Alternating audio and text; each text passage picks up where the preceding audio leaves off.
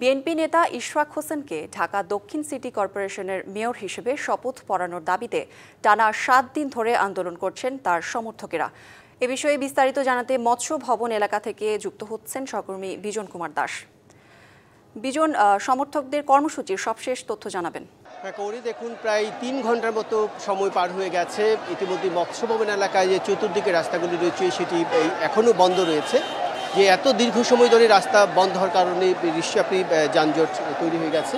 আপনি দেখছেন যে দীর্ঘ শাহবাগ থেকে যে মৎস্য ভবন রাস্তাটি এটি বন্ধ রয়েছে, এখানকার মানুষজন যেতে পারছে না। আমি যদি অ্যাম্বুলেন্সের কথা বলি, অ্যাম্বুলেন্সের ভিতরে যদি রোগী থাকে এবং সেই অ্যাম্বুলেন্সের শব্দ অনেকটা রোগীর কষ্ট হিসেবে যদি বিবেচনা করেন, সেই কষ্ট আমরা শুনতে পাচ্ছি। যদিও মাঝে মধ্যে কিছু অ্যাম্বুলেন্স ছেড়ে দেওয়া হচ্ছে, রাস্তা করে দিচ্ছে, কিন্তু এখানে এসে তারা যে হুচটটা খাচ্ছেন এবং সময়টা যে লাগছে, এটা নিশ্চয়ই কিছুটা কষ্টদায়ক। মানুষ ভোগান্তিতে পড়েছেন। আমি বেশ কয়েকজনের সাথে কথা বলেছিলাম, তারা হচ্ছে জরুরি কাজে যারা বেরোচ্ছিলেন, তারা এই ব্যাঘাত সৃষ্টি হয়েছে, তারা এখান থেকে নেমে তার পায়ে হেঁটে তারা এই জায়গাটা চেঞ্জ করছেন।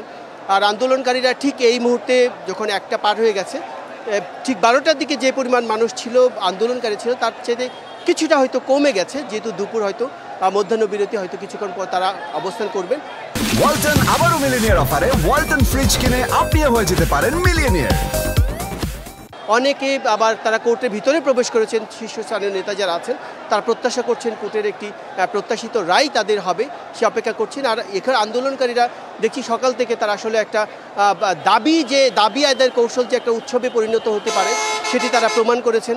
আমরা দেখছি যে বিভিন্ন এলাকা থেকে তারা মিছিল নিয়ে এখানে সমবেত হয়েছেন। আমরা আগেই জানিয়েছি শুধু বিএনপি সমর্থক যে তারাই এখানে আসেননি, তার বিভিন্ন অঙ্গ সংগঠনের নেতাকর্মী ছাড়াও এবং 2 সিটি কর্পোরেশনের কর্মচারী ইউনিয়ন যারা আছে তাদের নেতাকর্মীরা এখানে সমবেত হয়েছেন। তারা এখানে আন্দোলন করছেন। তারা বলছেন যে মেয়র হিসাবে তাকে পদে না বসা পর্যন্ত তারা আন্দোলন চালিয়ে যাবেন, তারা সেই কথাটি বলছেন। জানিয়ে রাখি 2020 সালে ফেব্রুয়ারিতে এই প্রথম যখন নির্বাচনটি হয়, সেই নির্বাচনে মেয়র নির্বাচনে তিনি অংশ নিয়েছিলেন এবং তিনি নির্বাচনে কারচুপির অভিযোগে তিনি মার্চের ঠিক 1 মাস পরে তিনি কোর্টে একটি তিনি আবেদন করেছিলেন নির্বাচনটি বাতিল করার জন্য। এই গত এপ্রিলে 27 তারিখ যখন তার অনুমোদনটি আসে তার পক্ষে, মূলত তখন নেতাকর্মীদের মধ্যে একটা উচ্ছ্বাস পরিলক্ষিত হয়, সেটি আমরা দেখেছি। তারপর কোর্টে রিট হওয়ার পর কিন্তু তারা এই আন্দোলনটি বেগবান হয় এবং গত 7 দিন ধরে টানা এই আন্দোলন চলছে।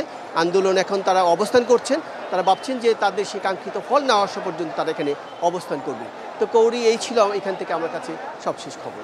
ধন্যবাদ বিজন আপনাকে।